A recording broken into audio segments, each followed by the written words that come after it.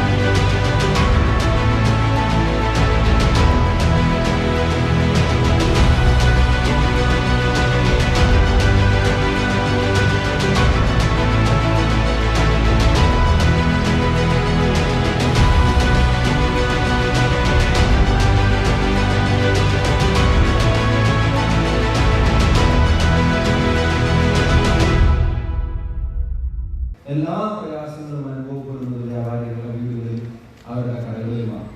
എന്നാൽ ആ പ്രയാസങ്ങളിലെല്ലാം നടുവിലും നാടിന്റെ ഒരു പൊതുകാര്യം വരുമ്പോൾ ഞങ്ങളെ കൊണ്ടാവും വിധം ഞങ്ങളും അതിന്റെ കൂടെ കൂടുമെന്ന് പറഞ്ഞ് ഇറങ്ങുന്നവരാണ് ഈ നാട്ടിലെ വ്യാപാരികളുടെ കാര്യത്തിൽ സംശയമാണ്.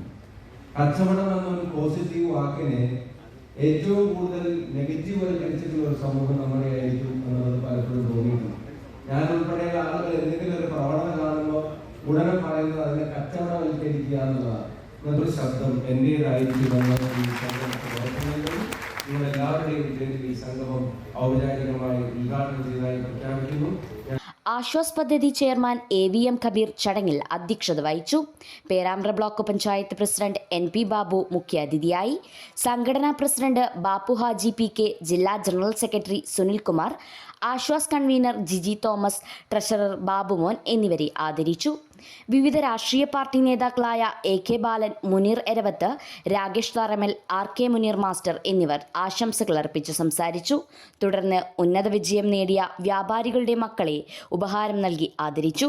യൂണിറ്റ് പ്രസിഡന്റ് സുരേഷ് ബാബു കൈലാസ് സ്വാഗതം പറഞ്ഞ ചടങ്ങിന് സെക്രട്ടറി OP മുഹമ്മദ് നന്ദി പറഞ്ഞു. News bureau, media vision.